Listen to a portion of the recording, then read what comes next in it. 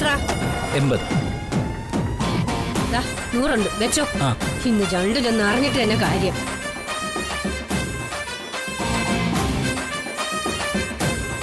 ഇവിടെ ആരുമില്ലേ? ചോദിച്ചത് കേട്ടില്ലേ? ഇവിടെ ആരും ഇല്ലേന്ന്.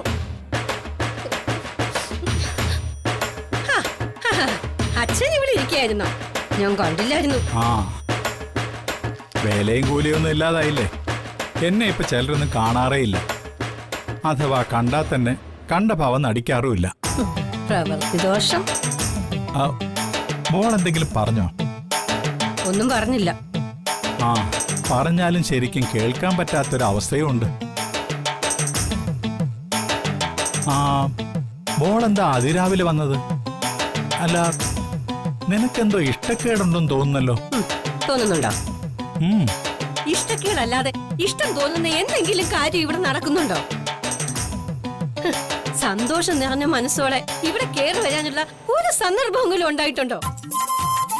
എന്നും പ്രശ്നങ്ങളോട് പ്രശ്നങ്ങൾ തന്നെ. അത് ശരിയാ. ഇപ്പോഴെന്ത് പ്രശ്നമാണ് നിന്നെ ബാധിച്ചത്? ഒന്നും അറിയാത്തൊരു ശുദ്ധഗതിക്കാരൻ. അച്ഛനോട് പറഞ്ഞിട്ടൊന്നേ ഒരു കാര്യമില്ല. എവിടെ എന്റെ അമ്മയും സഹോദരങ്ങളും ഒക്കെ? എല്ലാരും അങ്ങ് പുറപ്പെട്ടു പോയോ?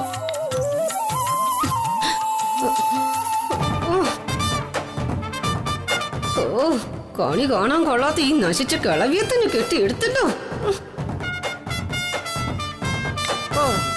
ചീവീട് ചലയ്ക്കുന്ന പോലെ ചലവല എന്നുള്ള ചിലപ്പ് കേട്ടപ്പോഴേ എനിക്ക് മനസ്സിലായി വസന്ത വരവറിയിച്ചിട്ടുണ്ടെന്ന്. എന്നാലേ കണക്കായി പോയി. തള്ളേ മാത്രമല്ല, ഇവിടെയുള്ള എല്ലാരെയും വന്നടെ അറിയിക്കുക ഈ വസന്ത. തള്ളേ, ഒരു പെണ്ണിന്റെ കല്യാണം മുതല് പ്രസവം കഴിഞ്ഞ് 28 കെട്ട് വരെയുള്ള കാര്യങ്ങള് ഗുണദോഷമായിട്ട് നാഴികയ്ക്ക് 40 വട്ടം വിളമ്പുന്ന ആളായിരുന്നല്ലോ. ആ തള്ളയുടെ മുമ്പ് വെച്ചല്ലേ ഈ മഹാപാപം ഇവിടെ നടന്നിരിക്കുന്നത്. ഒരു പെണ്ണിന് ഒരു കുഞ്ഞിനെ പ്രസവിക്കാനുള്ള സ്വാതന്ത്ര്യം പോലും ഇല്ല ഈ വീട്ടില്. ഇതെന്താ ജയിലോ?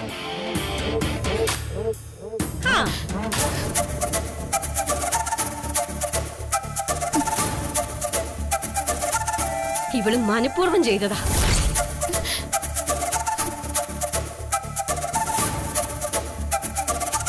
ദൈവമായിട്ട് കൊടുത്ത സന്തതിയെ കൊന്നു മുടിച്ചവളാ. ഏതെണ്ണം കെട്ട മൂദേവി.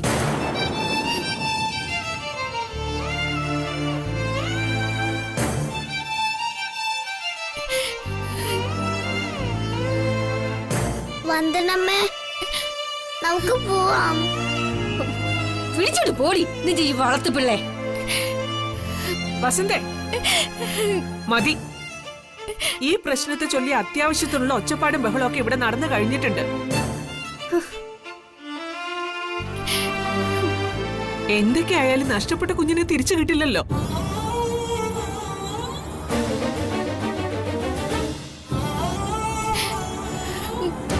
വന്നത് വന്നു.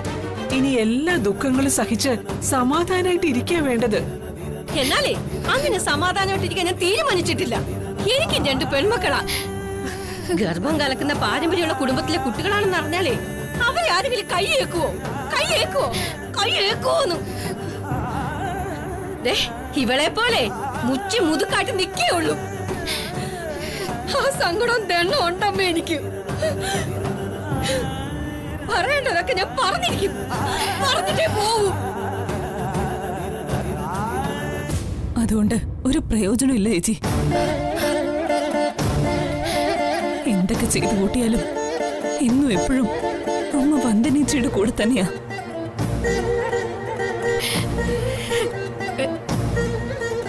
ഗർഭിണിയായി പോയ ഞാന് കുറ്റക്കാരിയും തെറ്റുകാരിയും ഒക്കെ.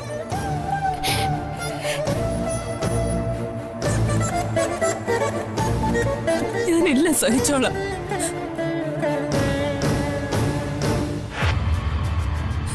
വന്ദനേച്ചി തന്നെ വിജയിക്കട്ടെ.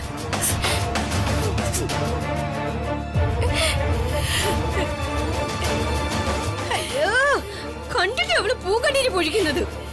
ഈ ജന്മം നിനക്ക് കണ്ണീര് തോന്നില്ലടി. അത്രയ്ക്ക് പാപിയാ നീ. നിന്നെ കണി കണ്ടാത്ത ഞാൻ ദിവസം പോക്കാം. നശൂരം. വന്ദനമ്മേ,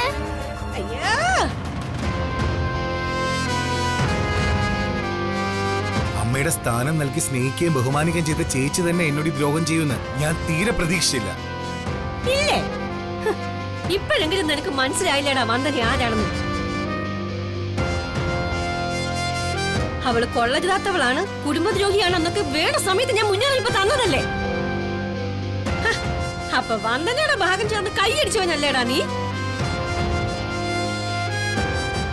ഇപ്പൊ അവളുടെ തനി കുണം നിനക്ക് മനസ്സിലായല്ലോ. അനുഭവിച്ചോ, നീയൊക്കെ അനുഭവിക്കണം. നമ്മളെല്ലാവരും കൂടി അനുഭവിക്കേണ്ട പണം മുഴുവനും പറ്റിച്ചു വാങ്ങി പുട്ടടിച്ച് തീർത്തവനവൻ.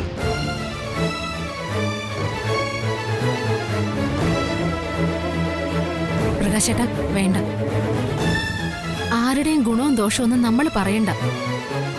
ഒരു കൂട്ടുകുടുംബമായി എല്ലാവരും സഹകരിച്ച് മുന്നോട്ട് പോകണമെന്നുള്ള ആഗ്രഹമായിരുന്നു എനിക്ക്. വാടക വീട്ടിലേക്ക് മാറണമെന്ന പ്രകാശേട്ടൻ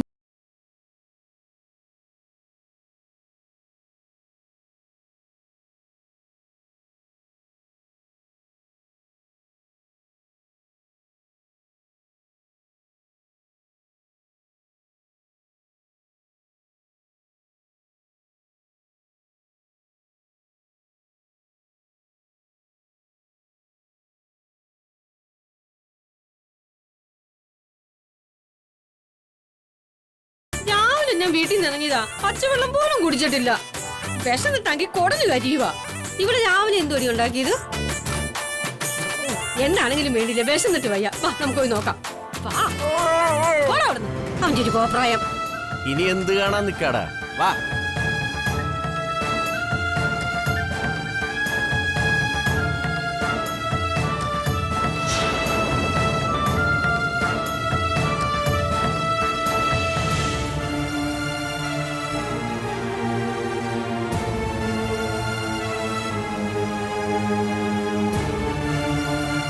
വെറുതെ വന്ന് നാക്കിട്ടടിച്ച് എല്ലാവരുടെയും മനസ്സൊന്ന് കലക്കി മറിക്കണം.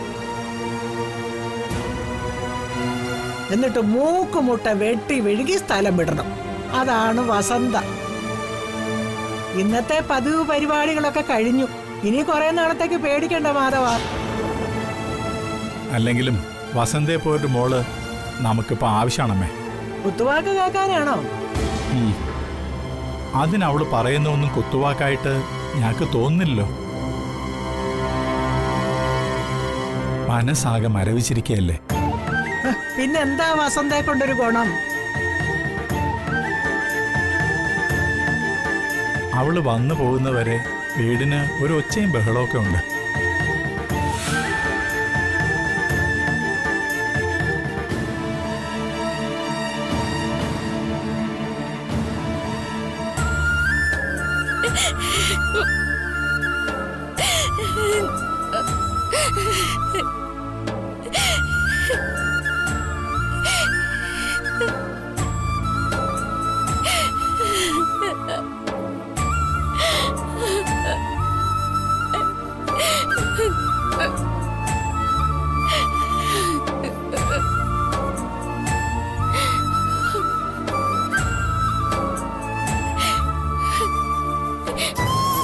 വന്ദനമ്മേ,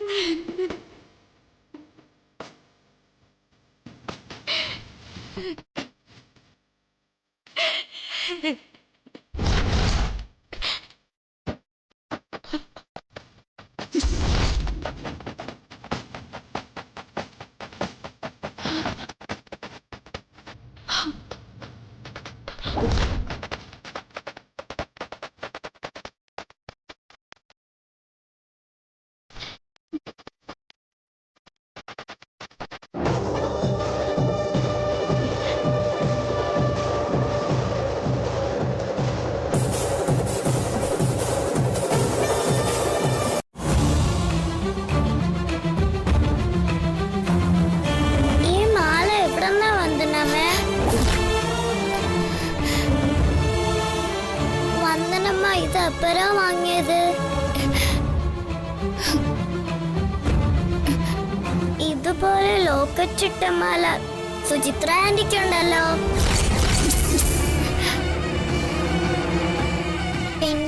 ഹരിതാന്റിക്കുണ്ട്, വർഷാന്റിക്കുണ്ട്.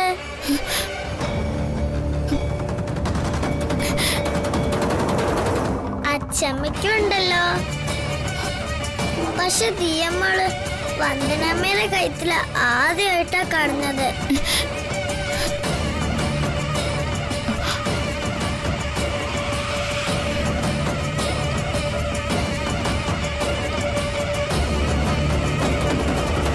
മോളെ,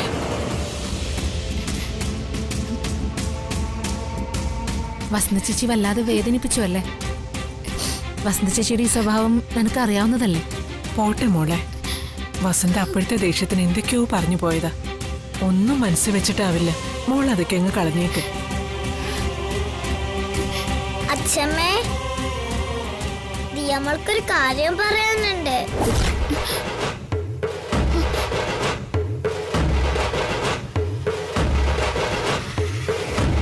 എന്താ മോളെ? ഒരു മാല.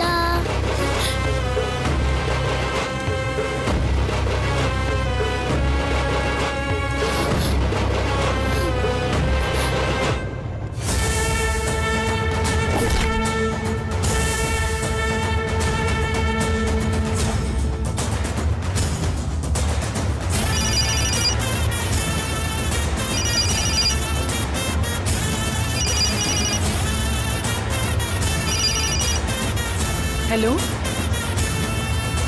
ആ പറഞ്ഞു. മാധുവിനെ കിട്ടിയില്ലേ? ഉണ്ടായിരുന്നല്ലോ. ഞാൻ നോക്കട്ടെ, ഞാനിപ്പോ വരാം.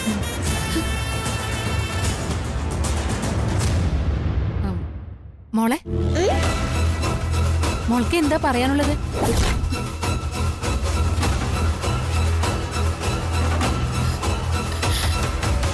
ആന്റിയോട് പറ. അത്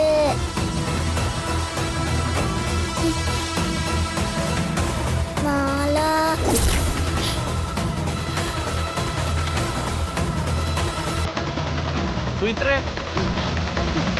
വരുന്നു. പ്രകാശേട്ടൻ വിളിക്കുന്നുണ്ട്.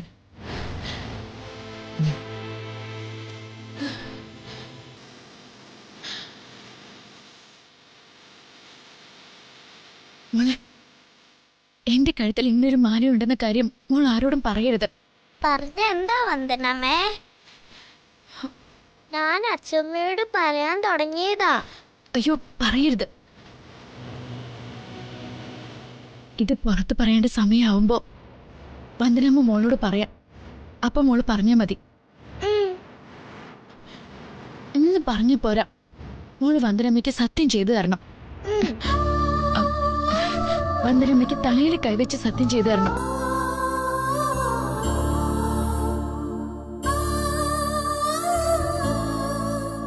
വന്ദനമ്മയുടെ കഴുത്തിൽ ഈ മാല കണ്ട കാര്യം ദിയമോൾ ആരോടും പറയില്ല. സത്യം. ആട്ടല്ലേ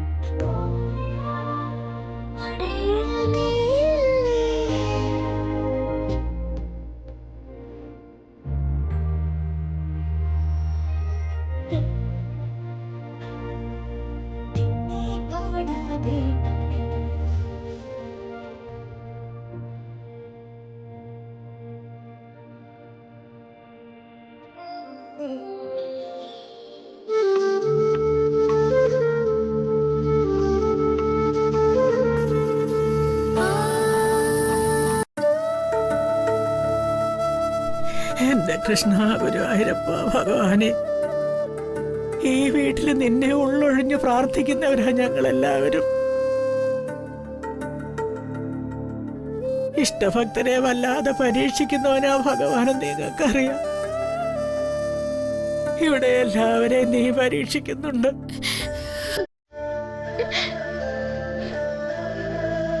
വന്ദനയോടുള്ള പരീക്ഷണം കുറെ കൂടി പോകുന്നില്ലേ ഭഗവാനെ?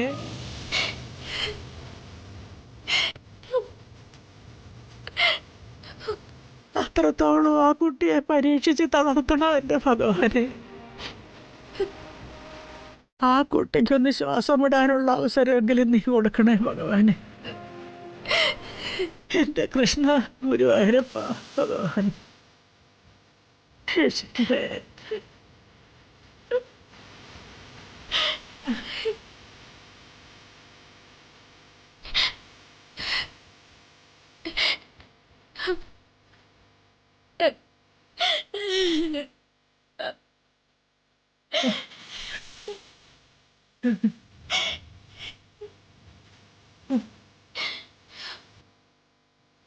അച്ഛമ്മ എനിക്ക് വേണ്ടിയാണല്ലോ പ്രാർത്ഥിക്കുന്നത്. പിന്നെ ആർക്ക് വേണ്ടിയാ മോളെ ഞാൻ പ്രാർത്ഥിക്കണ്ട? എല്ലാവർക്കും കുറ്റപ്പെടുത്താനും അപമാനിക്കാനും അപവാദം കെട്ടി ഏൽപ്പിക്കാനുമായിട്ടൊരു ജന്മം. പിഞ്ചു കുഞ്ഞിനെ കൊന്ന രാക്ഷസി. അതിനപ്പുറം നികൃഷ്ടമായ ഒരു അപവാദം കേൾക്കാനുണ്ടോ നിനക്ക്?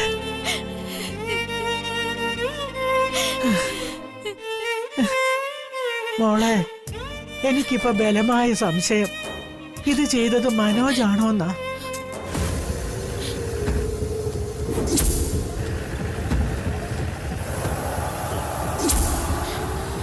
അച്ഛമ്മ എന്ത് ഭ്രാന്തായി പറയുന്ന? മനോജ് തന്നെ മനോജിന്റെ കുഞ്ഞിനെ കൊല്ലാനോ? സാഹചര്യം അങ്ങനെയായി പോയില്ലേ? ചന്ദ്രിക കൊടുത്ത് ലക്ഷക്കണക്കിന് പണം അടിച്ചു പൊളിച്ച് തീർത്തു. പിന്നെ എവിടുന്നൊക്കെയോ ലക്ഷങ്ങൾ കടം വാങ്ങി കൂട്ടിയിരിക്കുക. അതൊക്കെ എടുത്താ പോങ്ങാത്ത ഭാരമല്ലേ? അതിന്റെ കൂട്ടത്തില് ഒരു കുഞ്ഞുകൂടി വേണ്ടെന്നങ്ങ് തീർച്ചപ്പെടുത്തിക്കൂടെ?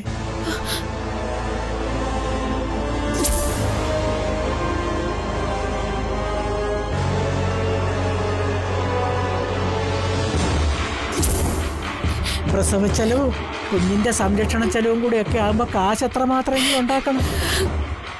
അതൊക്കെ നടക്കത്തില്ലെന്ന് മനസ്സിലായപ്പോൾ അവനീ കടുങ്കൈ ചെയ്തതായിക്കൂടെ? എന്നിട്ട് ആ കുറ്റം നിന്റെ തലയിൽ കെട്ടിവെച്ച് തൽക്കാലം അവന് രക്ഷപ്പെടാമല്ലോ. നിന്നെ കുറ്റക്കാരിയാക്കി അങ്ങനെ ഞെളിഞ്ഞു നടക്കുന്ന അവന്റെ വായടപ്പിച്ചുകൂടെ നിനക്ക്? വേണ്ട അച്ഛമ്മ, അങ്ങനൊരു പ്രശ്നം കൂടി ഉണ്ടാക്കി ഈ വീട് യുദ്ധക്കളാക്കണ്ട.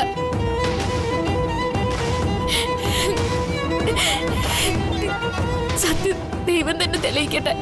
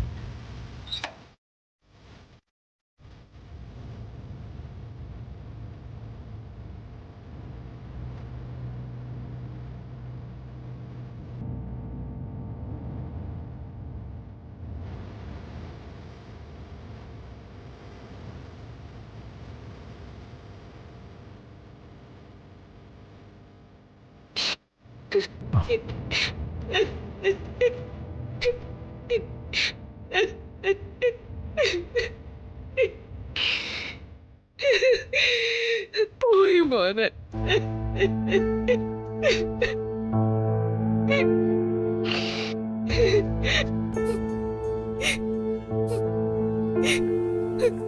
കുഞ്ഞ് കൈവിട്ടു പോയി. എനിക്ക് ഭാഗ്യമില്ല. ശാപം പിടിച്ച വീട്ടിലേക്ക് ഹരിതമോള് കയറി വന്നതിന്റെ ദോഷ. പാവം ഹരിതമോൾ അനുഭവിക്കുന്നത്. എന്തൊക്കെയാ ചന്ദ്രിക നീ പറയുന്നത്? എന്റെ കുഞ്ഞു പോയി മാധവേട്ട. ഹരിതമോള് ആകെ തകർന്നിരിക്കുക. എങ്ങനെ ആശ്വസിപ്പിക്കണമെന്ന് ഞങ്ങൾക്കറിയില്ല.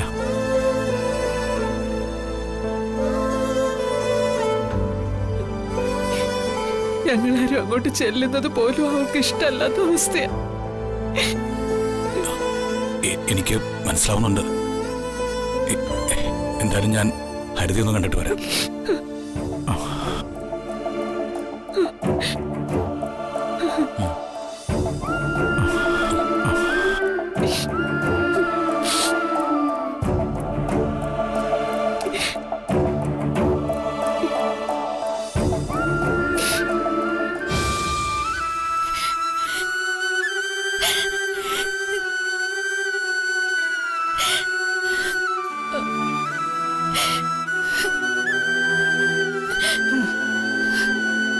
ഒടുവില് ഈ വീട്ടിലൊരു മഹാപാപം കൂടി നടന്നിരിക്കുന്നു മോനെ. കുറ്റമെല്ലാം നിരപരാധിയായ വന്ദനയ്ക്ക്. എന്റെ മോള് കരയാതെ. വന്ദന, ഹരിതയും മനോജൊന്നും എന്നെ വിശ്വസിക്കുന്നില്ല ജഗൻ. ഞാൻ അവർക്കൊരു കൊലപാതക.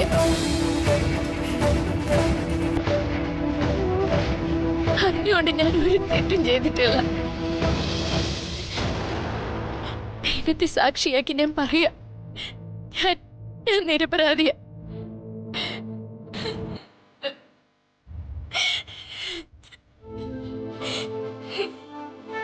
അതിനെ ആരും ബോധ്യപ്പെടുത്താനൊന്നും ഞാനില്ല.